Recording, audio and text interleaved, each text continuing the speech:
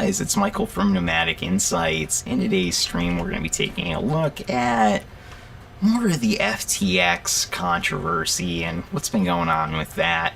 So there's going to be a bit of reaction to all of the wonderful things that are occurring with our friends over at FTX and the continued collapse that was pretty much going to happen from the outset. The girl who wears the funky, fuddy-duddy, funny clothes was a little bit of an interesting indication of what everyone could kind of obviously see coming in the grand scheme of things. So I do also want to take a minute to backtrack on another topic which I've been focused in on, which is the long-running US-China trade war, which has definitely been a major cause for concern among people who are interested in, let's just say, the wider world of things that are currently going on at the moment. So with this in mind, we'll be drilling in there, and we're going to be starting off with a video from John Coogan. New guy to me. I'm going to also pop around his channel a little bit. Seems a little melodramatic and more like a tech guy to me, but it just came up in my feed this morning. I was like, this will be interesting. We'll give it a whirl for the US-China relations video, and we'll see how that's going to go. And we'll see how that's going to go for us. So I'm just going to make sure that my own wonderful, wonderful technology here is actually working, and that I can, in fact, see myself in my stream. Okay, I can do this. I see myself for the US-China relations video, and we'll see how that... Oh boy. My audio sounds really quite nasally. Okay.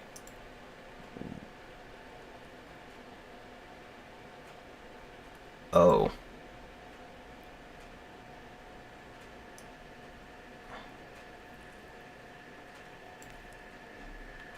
Nice. Wait, no, I don't have that on that. I am clicking on the wrong thing. Okay, it is telling me I have... How the heck did this happen? Okay, here is our noise suppression. Got that on. Gonna definitely need the noise gate. Okay, so let us double check this audio feed, because man, oh man, I am... Okay. Clicking on the wrong thing. Okay, wow. It is telling me I have... That's rough. How the heck did this happen? That is rough. Noise suppression.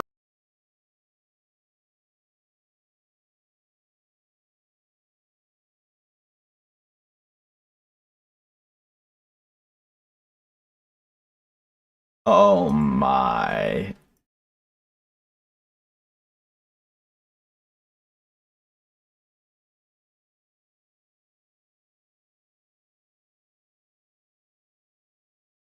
Okay. Okay, so that should be better for all parties involved now. I really just do not know what was happening with my Wi-Fi there. Wow, that was terrible. That was so bad. Oh, mamma mia. Mamma mia, oh mamma mia. That was just not going well whatsoever for me. So let's actually get on this, guys. Let me just pop my audio back on, and let's actually transition into our scene here. So let me just take a look first, like John's channel here. The year is 1850, and the American... Okay, the technology optimist. So we got some clickbaity looking titles here. So interesting, interesting, interesting. But let's begin here. His audio is a little much for me, so let me guess, my audio isn't even picking up now.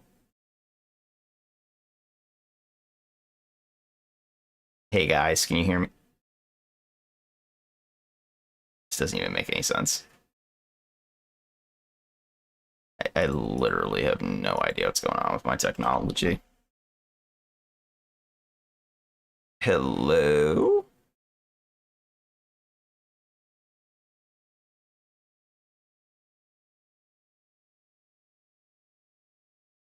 Test 1, 2, 3. Test 1, 2, 3.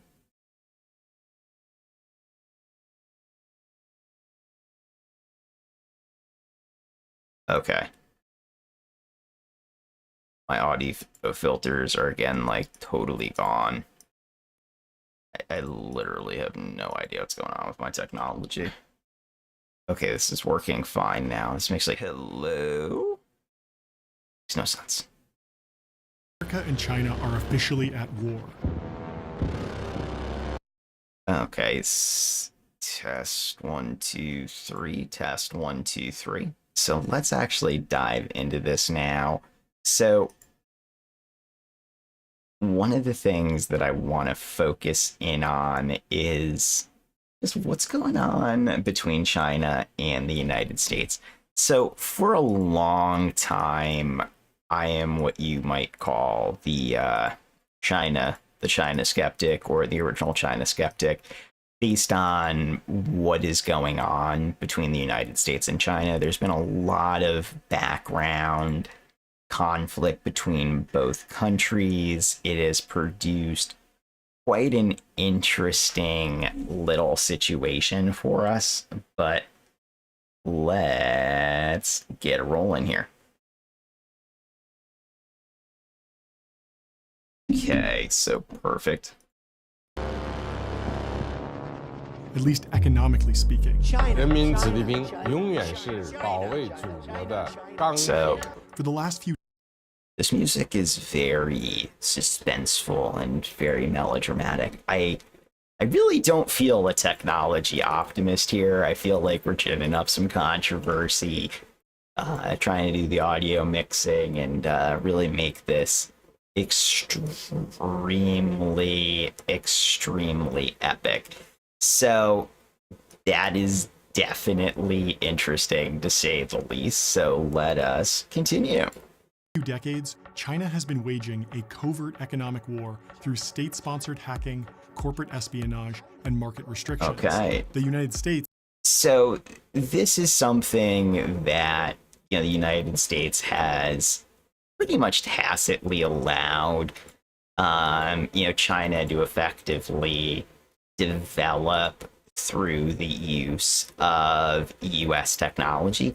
So this has all been very good for China, but there's definitely a lot of things that have rocked the boat lately between China and the United States. So let's just continue with that a little bit more. Is now responding with a huge set of policies aimed at keeping China out of the market for semiconductors, telecommunications equipment, optics.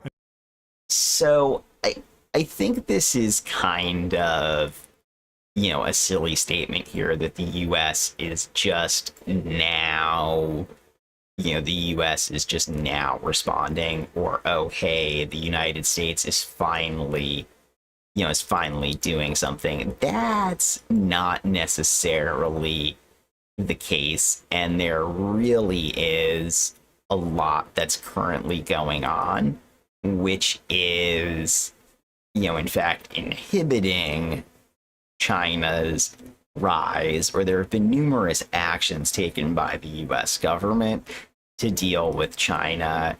You know, the strategic pivot by the Biden administration, you know, by the Obama administration, you know, at this point, nearly 6 years, actually nearly a decade ago, really began a focus on Asia and East Asian relations. So it really doesn't make sense to focus in on these issues with China. It's just like suddenly we're just taking action for the very first time. Sillies. So let us continue here, guys. And artificial intelligence. It's a complex situation, but the consequences of this will be absolutely massive. Are relations between the two biggest powers in the world, China and the United States, on an unstoppable collision course? We want to break the historical cycle that a rising power and a ruling power usually Yes, we're on a collision course. Generally, the premier power and the not premier power end up on collision courses unless, one of them somehow fortunately collapses, where things go from there. It is a very tragic, very unfortunate thing, but the reality is that most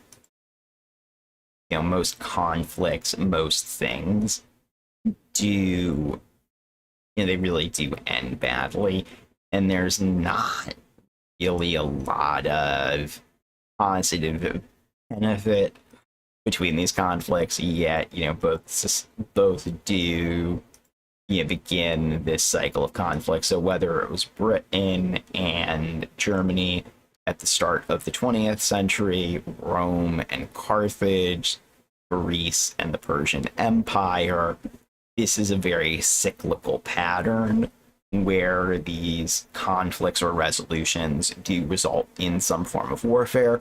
Between the US and Soviet Union, it was mostly a form of economic warfare through the construction of different trade blocs. So it's just interesting to see how this has continued. But let's continue and hope it gets less melodramatic. Strategic partners, strategic competitors, or strategic enemies? And what does it mean to you, to me, and to the rest of the world? China is certainly a rising superpower that wants to take the United States. So this is one of those things that I find incredibly interesting, is that people call China a rising military power. That's just really interesting to me, because it's one of those statements that really doesn't seem to make a great deal of sense. When you pause to consider this idea, what is going on with China? Why is China powerful? It really does not begin to make an awful lot of sense, what is currently going on with our friends or, frenemies in China. China's not really a strategic partner to a capitalist country, and there's a whole bunch of reasons why, viewing China as like a strategic partner rather than like, a frenemy or a necessary evil really just isn't in the interests of the United States when you're looking at the macro, trends. But again, maybe I'm just being silly here, maybe I'm just coming up with these, these radical ideas, but we shall see. So let's continue here, guys. Place in the world. They've said that openly. Throughout the second half of the 20th century, the United States played a critical role in helping the Chinese government build a booming economy, develop advanced scientific technologies, and become a global superpower.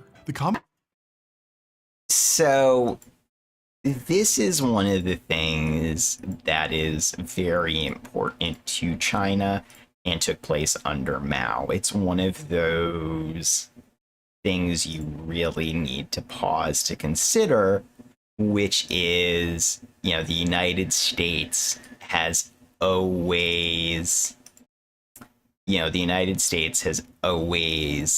been this, technical, and use the term, the technical sugar daddy, or that's how we've gotten cooperation from China. It's not this big, howdy doody, it's so great to see you, or this lovey-dovey relationship with China, which is what, just what a lot of the media seems to suggest. Like, there is this loving and romantical relationship between China and the United States. And I'm sorry, that's just never been the case. Our relationship has always been grounded to a certain extent in realpolitik. I again don't feel like this is controversial. I'm not saying anything bad about China. It's just when you're looking at most of the factors, it seems really difficult to suggest that China has historically, been our buddy and been our pal. So the Soviet Union was originally transferring technology to China. The technology of interest was the nuclear bomb, advanced jet engines and things like that, where Russia was able to be a technical partner to China, and that's really where a lot of this value came in from. So China has been importing advanced technologies for the better part of nearly, half a century. So very little original technical development appears to have occurred in China without the backup of US technology exports. So this is a big old, cause for concern, or this would be something to kind of pause for and actually consider, what has US policy in China been? And the reality is that policy has been highly variable and not necessarily easy to predict. So let us continue. Common belief among US leaders was that China's rise would lead to cooperation, diplomacy, and free trade. But China had another plan in mind.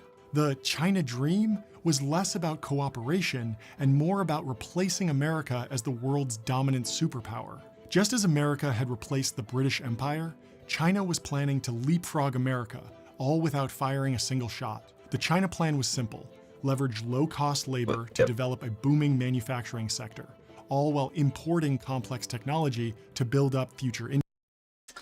And this is one of those things where this has really just not panned out for either China or the United States in a lot of ways. So this supposed technical detente we were going to have, this improvement, really, it just hasn't gotten us anywhere. And this idea that by being the little partner, inevitably people are going to just get along and sing kumbaya, that is a really, really silly little idea when you really think about it. It just does not make a great deal of sense, but far be it from me to suggest that. So let's just continue here. Industries. And this plan was working, at least until an American national security advisor named Michael Pillsbury started popularizing the idea that an economic war with China was inevitable. The economics and trade issue gets mixed together with the chance. So this was extremely predictable. Yet again, it just seems like most people have been trying to ignore the writing on the wall for decades. I mean, what exactly did we think was going to happen here? Did we think we were all going to just be buddies? Did we think that we were all just going to be pals? What was likely to happen? And it seems to be the case that, there really just hasn't been a plan with China, and there hasn't really been a perception of hey, what's going on here and what's going to continue. Again, I'm probably to a certain extent preaching to the choir, or at least in terms of Michael Pillsbury, kind of reiterating myself and things that I've already said, which is that it does not seem like a far stretch to assert that there's going to be a natural amount of conflict between the US government and China. But let's continue here, guys. chances of war and our improving Taiwan's deterrence status, then it's going to cause an overall deterioration in our relations with China. That's going to affect the market, I'm afraid. His writings served as the foundation for Donald Trump's plan to get tough on China, and they continue to influence the Biden administration's China policy today. Back in 2019, Trump signed So just in terms of Mark Pillsbury, I don't really know a lot of, no, I'm just gonna, I know I say sometimes not to do this,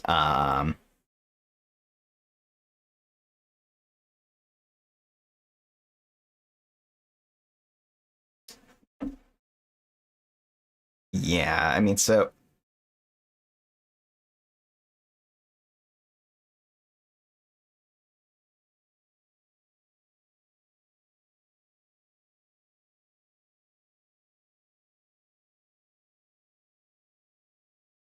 it's one of those things where Mark Pillsbury is actually quite well qualified in the field of,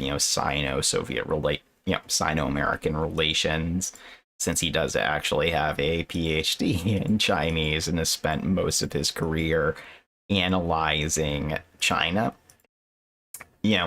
There is a very much, I need you, you need me element to US China relations. And again, it's one of those things where when you are looking at what is occurring inside of China at any given time, China's not overwhelmingly interested in being buddies and pals. Never has been, most likely never will be. But again, let's just continue here for a bit. an executive order that blocked Chinese telecommunication companies like Huawei from selling equipment in the United States. Huawei was just the first step. And so, one of the things with Huawei was, despite the efforts of, the US, China, what have you, the technology that was produced was actually, pretty good. So while I lived in Spain, I had to use a 4G Wi-Fi connection for most of my stuff. I was living in the old city in Granada. And one of the things I really liked about the technology was, A, the cost, and B, the reliability. So that was a really nice benefit for me. Huawei, cheap, reliable, or at least reliable enough technology. Out of the major Chinese phone manufacturers, Huawei had really gone to the greatest lengths to assure a reasonable degree of quality, and again was one of the more interesting was again one of the more interesting acquisitions that actually occurred. But let's just continue here, guys. And this ban was relatively easy to implement. The company was added to what's called the Entity List, which catalogs people and companies. So just for those of you who are not familiar with this, the Entity List is essentially the list of companies prohibited from receiving technology exports from the United States government. It is a very common circumstance here. And it's one of those things to, again, just bear in mind that, the US has a very sophisticated network of trade controls in place. How I got it started in the market research industry, my first market research job was global trade research and advisory, where I was doing desk research in the US. And one of the things you really want to consider here is, the difficulty of doing business internationally Navigating tariffs, even when countries are friendly, is extremely difficult. So the idea that, you want to expand your business into the European Union, there are a lot of things you need to do to be able to operate legally in China, or even really to conduct operations outside of your home state within the, even within the USA, where you need to register, corporation locally. So there's a lot of paperwork that goes in to setting operations up, even within the common market in the European Union. European regulations are extremely onerous, and I just think that's something that you generally want to pause and consider. But not only do you need to comply with the DOC lists, the Department of Defense has its own lists as well. There's restrictions by the Department of the Treasury. So US trade controls are not simple, nice, and incredibly confusing. We went down for a second there, guys. Ruh-roh. So let's just continue here.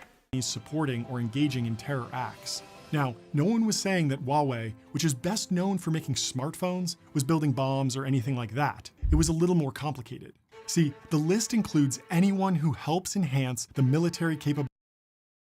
So this is one of those things where it's like enhancing foreign military capabilities, that does come up as, being quite common here. But again, let us continue. Abilities of governments that have repeatedly supported international terrorism. And the US government determined that Huawei's relationship with Iran. There's just like way too many music changes in this video. It's like da da da da da da da da. New epic music. I would like a little less epic music personally. It's like way too much pausing for music. Iran fit this description. This was just the official justification, though. Most analysts didn't believe that Huawei a significant enough national Chinese military and isn't subject to any American privacy rules. When the FBI demanded that Apple help them unlock iPhones, Apple refused. There is just an excessive amount of backtrack in this. I generally like my videos clean and without a ridiculous amount of suspense. Maybe this works. Maybe this works. Maybe, but maybe it is, just me. I could go with that here. But hey, I'm just a big silly goose who likes his big silly goose ways. But we shall continue here. Let's go. Can the government compel Apple to write software that we believe would make hundreds of millions of customers vulnerable around the world, including the US? In China, that's not an option. If Huawei was allowed to deploy 5G towers around the world, China would have an unstoppable global surveillance system. So the US government added Huawei to the entity list and banned them from selling 5G hardware to American allies. The ban also restricted Huawei's ability to buy supplies from factories that use US tools and software. So this is one of the things where, what's going to end up happening in the next 10 to 15 years is, it's like, no, it is a real genre of music. Like if I go create any, any YouTube video, like,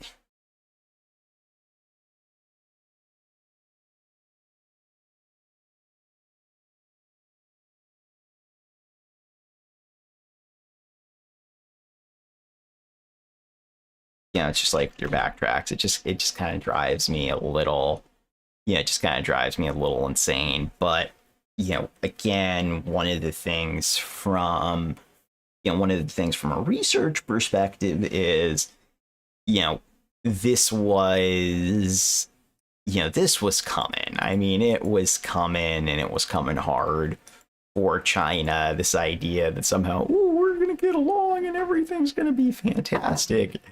That never works out. I mean, a couple of predictions I have.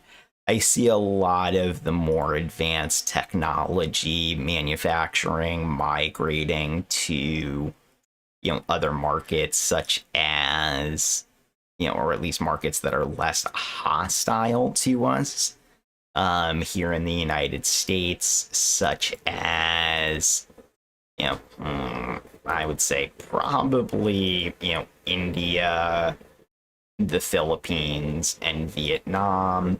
Vietnam is, it's a bit of an odd duck situation due to the awkwardness of the US war with Vietnam in the 70s. So that generally tends to make things a little bit more complex, shall we say, for all parties involved. But hey, again, that's just me here, just thinking about the future. Now, I'm gonna have to jump from this video soon because, I've only gotten through 4 minutes of it. I just keep pausing it because all the epic music. Kind of economic warfare would only heat up in the years to come. Trump had set the stage for a confrontation, but no one was sure if Biden would continue the aggressive stance. After all, the media narrative during the 2020 election insisted that Trump and Biden couldn't be more different. Would you shut up, man? Okay, so that's one of the things that, really it just doesn't make a lot of sense to me, because when you pause to think about it, the idea that somehow the US is not, hawkish on China seems really, it just seems really silly to me. You're looking at an environment here where China is, it's basically, enemy number one for the US at this point. Not really, but, nobody really in Congress is I haven't really encountered someone I would consider, rabidly pro China. That it seems really reasonable to me to suggest, that for a lot of things, while the United States, I go back to Churchill here, which is the idea that Americans eventually do the right thing after we try everything else. And I do think the American government, and I do think American people in general, have been very, very open to China, and we have tried to find a certain level of coexistence. The big thing, though, is, that existence, may just really not be possible.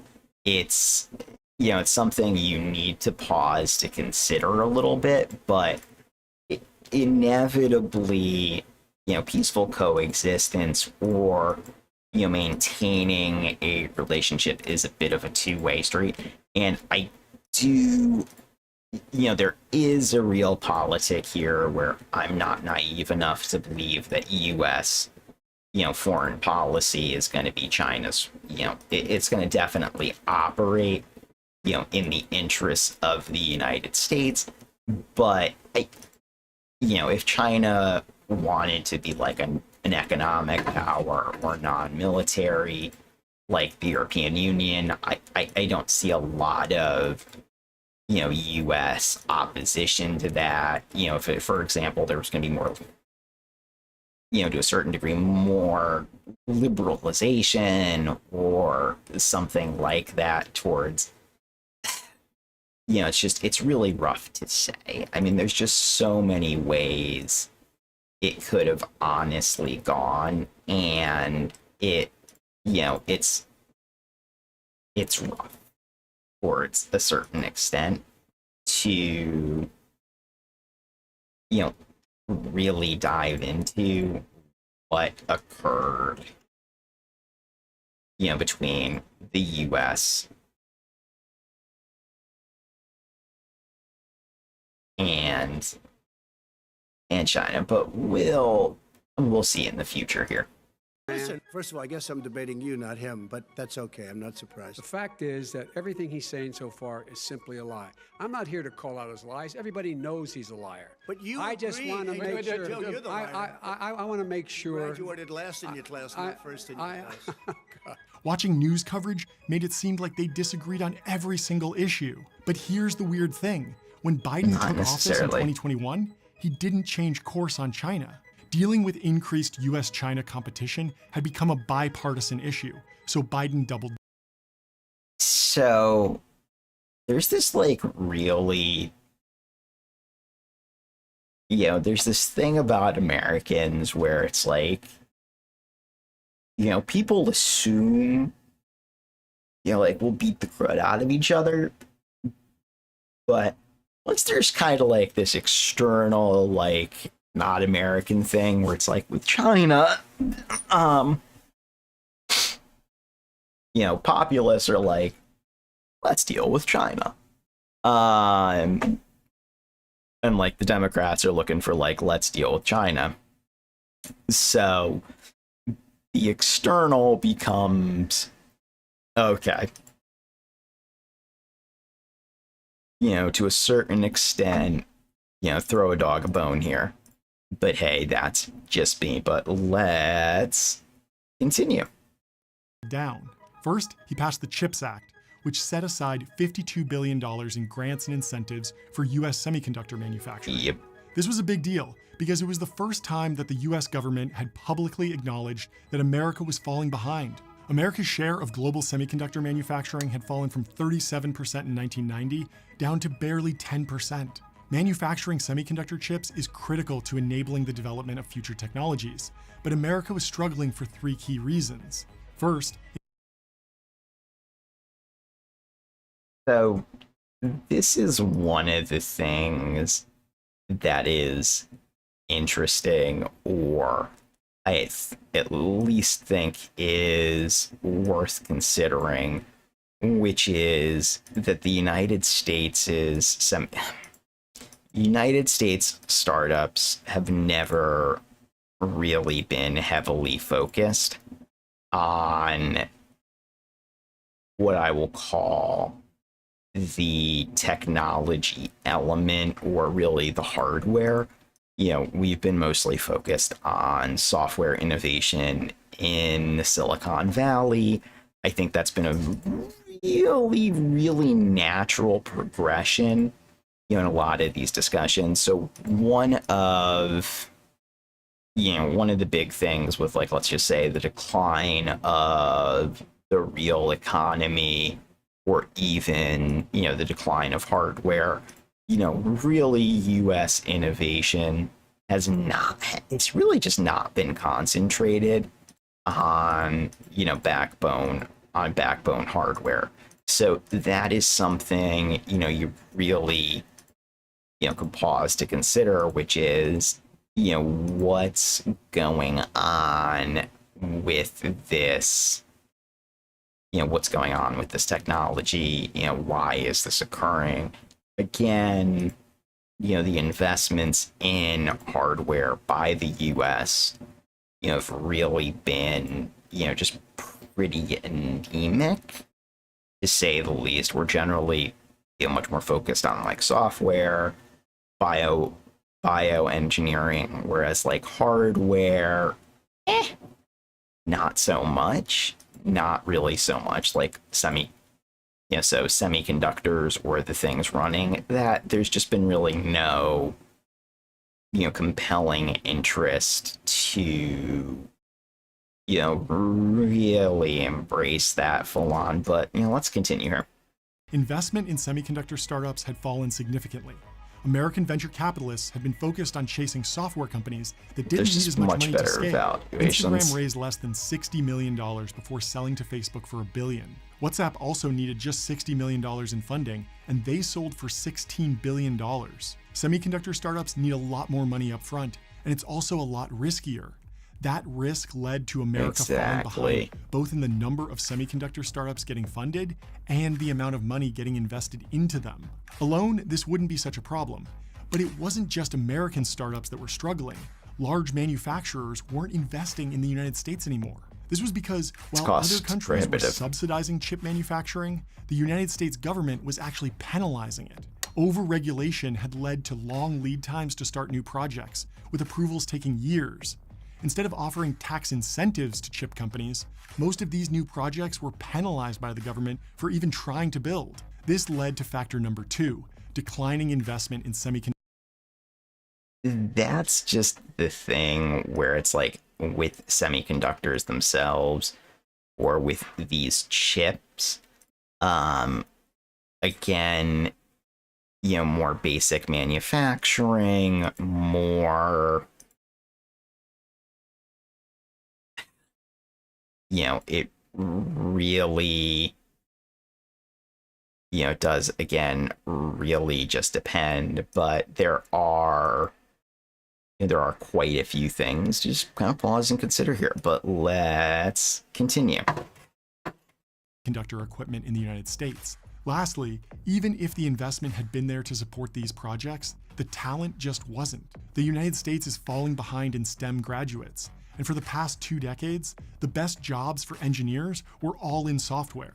Why go work a hard job in a struggling semiconductor factory when you could have a cushy job optimizing ads at one of the big tech companies? America hasn't been producing enough engineers, and the problem gets even worse. 2/3 of STEM PhD students in the United States are foreigners. They want to stay after graduation, but they can't because of restrictive immigration policies.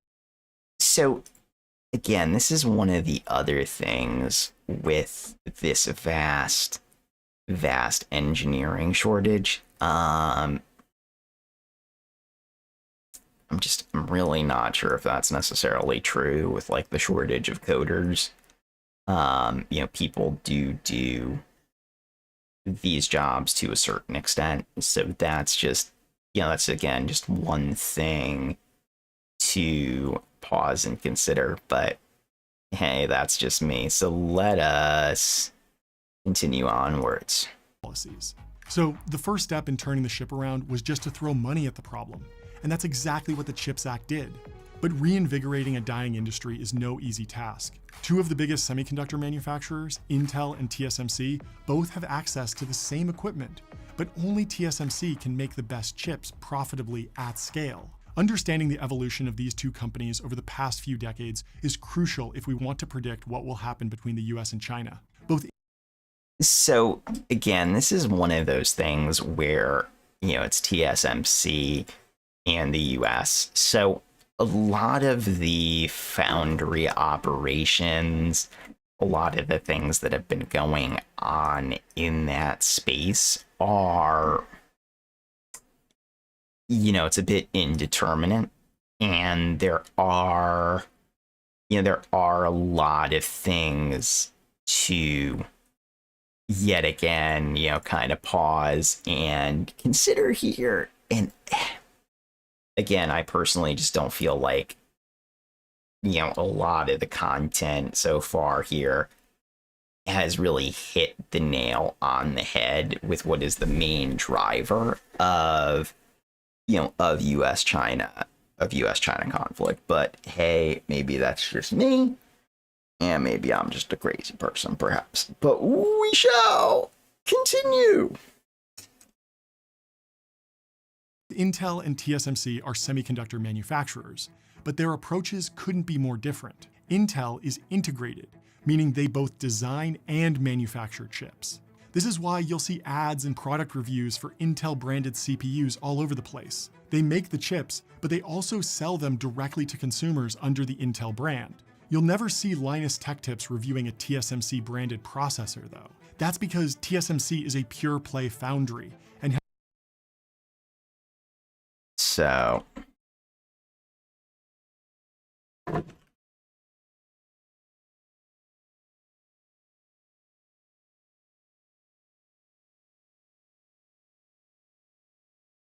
So it's one of those things where, with foundries, you got two elements here. You've got the design of chips, you've got the actual high level engineering of the chips, by companies like AMD, Qualcomm, and Intel. And then you've got the actual manufacturing of the chips by these foundries. And it's usually a very, a lot of the inputs that TSMC needs, still come from other markets like ASML in the Netherlands, which is, again, very, very key to the US's ability to actually manufacture these chips. And again, I would just kind of caution here, it doesn't really make a lot of sense to continue to invest in some of these techs. But hey, we'll just continue here. Has pursued a modular approach. They make the chips in iPhones, NVIDIA graphics cards, and so much more. The consumer never sees the brand, but they still benefit from the TSMC manufacturing process. The trade-off between modular and integrated has been a source of both strength and weakness for these companies. Intel's integrated model delivered extremely high margins for years. Their chip design team worked directly with their manufacturing team to produce the highest quality products. And for years, Intel was the best in the business. Throughout the 1990s and the early 2000s. So again, what does it mean to be the best in the business in terms of actual chip development and fabrication?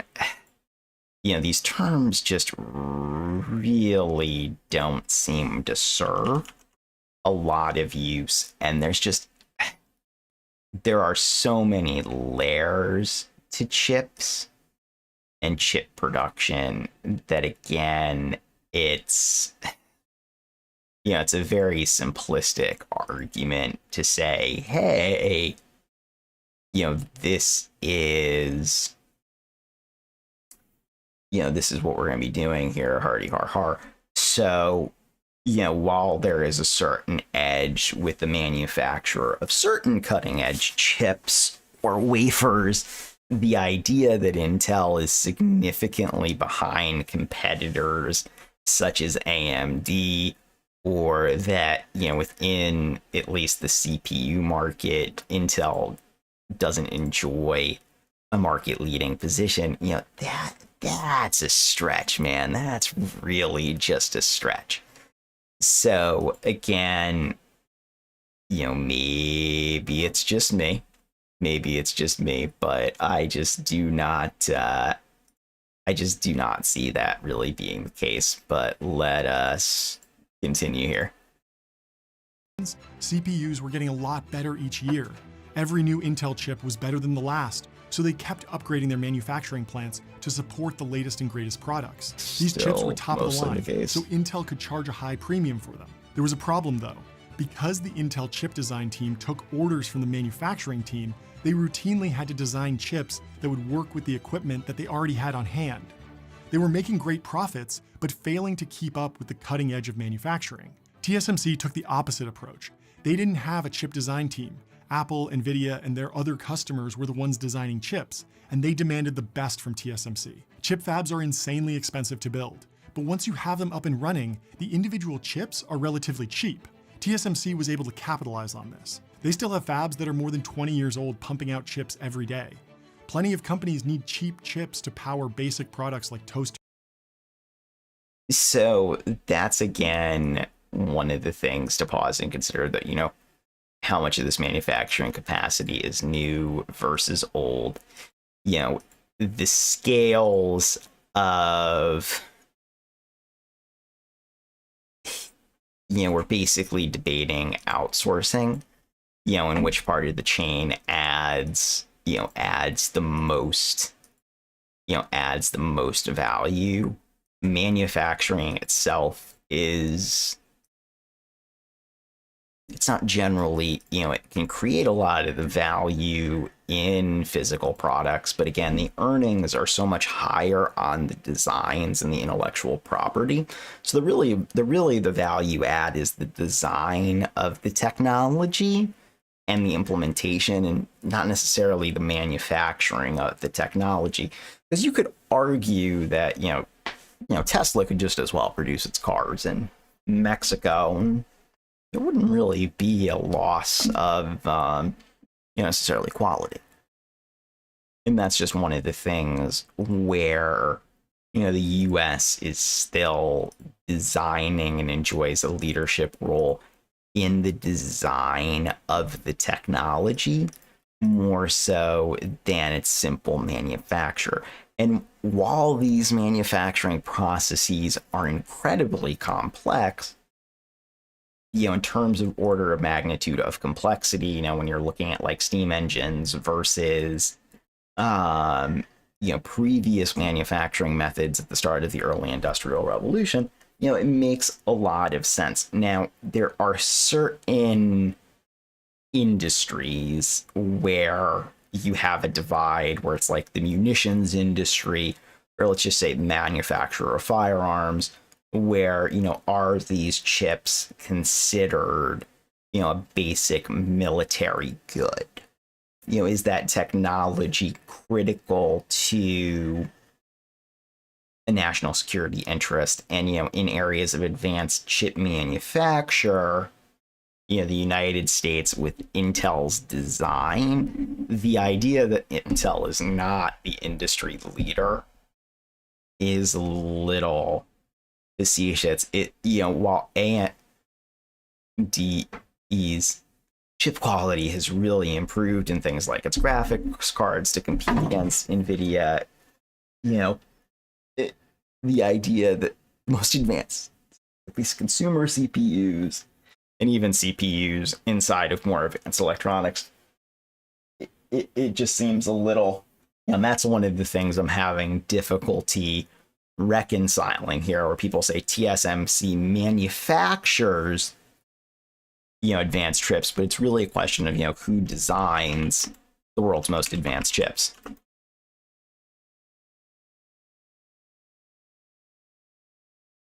And that's one of the things it's really interesting to see. So with these positions with semiconductor companies, again, you do need to beggar the question here, what does that mean by advanced? And in and of itself, Intel is still one of the most innovative companies you can imagine. But let's continue here. And thermostats. And for TSMC, this is basically pure profit. Intel never focused on that kind of contract manufacturing, so all of their older fabs were slowly converted to new processes. The march towards better and better chips required rethinking semiconductor manufacturing, and this is where Intel really started to fall behind. In the early 2000s, there was a big transition from 200mm wafers to 300mm wafers. Intel partnered with Nikon to scale up their process, but it resulted in lower throughput. TSMC knew that they couldn't remain competitive if they started to slow down, so they partnered with ASML to design an entirely new process for 300mm. This was the start of a long-term partnership between TSMC and ASML. So this is one of the things with lithography that is, probably the more intriguing thing. So, based on my understanding, what TSMC does in the actual chip manufacturer, is something that can just be duplicated. But based on economies of scale, there's a certain feedback loop that continues. Part of the value chain, at least on these wafer sets or these changing wafers, is the lithographic equipment, which only one company in the world manufactures. So the entire value chain, to a certain extent, is reliant on ASML. So with ASML enjoying this market dominant position, that's what really sets the boundaries of contract manufacturing. And other companies, due to the edge or the technology or the patents that ASML holds, are not really successful in offering, full on or fully, vibrant competition here. So there's a lot of things that you could, pause to consider here. It's just, in the grand scheme of things, there are very much a lot of things you want to pause and consider, but the chip manufacturing is not necessarily where the value is added. It is in the chip design. While there is an incredible degree of complexity in the manufacturing of these devices, the part of the value chain where the US still sits on top of the pile is in the design of the actual semiconductors themselves. So that's just something to, again, pause and consider. With these CMOs or contract manufacturing organizations, the quality is not necessarily better and does, cause, to a certain extent, some questions to be asked. But at least that's just me. Let's continue a little more here. And it's this partnership that is now driving so much of the conflict between the US and China. These two companies, TSMC and ASML, they continued to innovate together, developing immersion lithography to further increase precision, and then finally working on extreme ultraviolet lithography, or EUV. Back when they were working on this, no one knew if EUV lithography was possible. It honestly sounds insane when you hear how it works. A generator ejects 50,000 tiny droplets of molten tin per second. Then a high-powered laser blasts each droplet twice.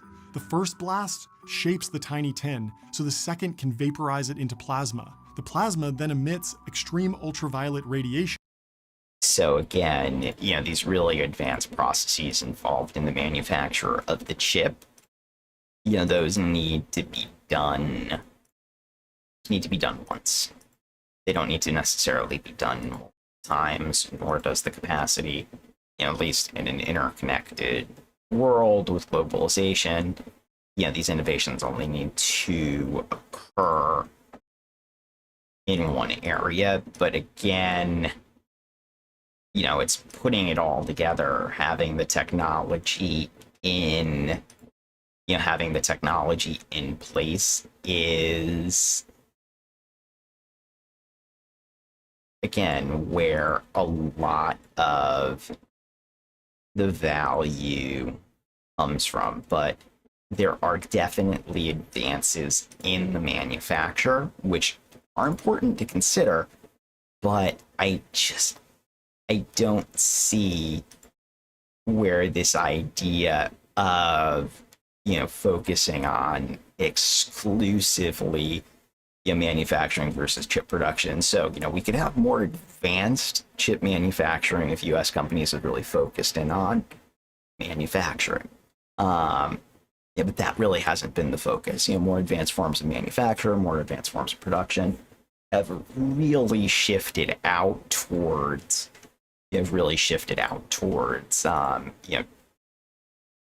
frankly, other countries besides the United States. But again, the idea that, America is not the dominant designer or creator of most technologies in terms of actual value. When you look at market capitalization, that's a fairly bold claim. Again, the idea that market production or, you know, contract manufacturing is essential, you know, that is, you know, it really all depends. But in terms of the technology, you know, being able to produce the technology is, being able to manufacture is one half of the equation. Another half of the equation is the actual manufacture of the technology itself versus design. And again, most of the value add usually comes from the design portion, not the engineering of the product and its design, more so than manufacturing. At least based on, you know, where value is currently added in most technology industries. So thank you so much, everyone. Thanks for joining today's episode of Nomadic Insights. Hope you enjoyed. I gotta go head out and get some stuff done earlier today. It's been a real pleasure, and have an awesome